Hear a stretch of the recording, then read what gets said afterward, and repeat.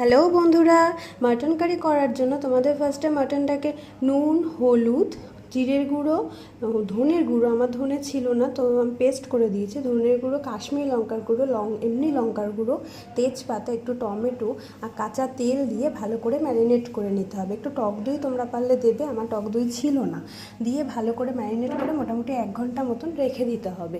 তারপরে একটা পেস্ট বানিয়ে নিতে হবে, আদা, রসুন, একটু গোলমরিচ, কাঁচা লঙ্কা, শুকনো লঙ্কা মিশিয়ে দিলে কি হয়, ভালো হয়, কালারটাও ভালো হয়।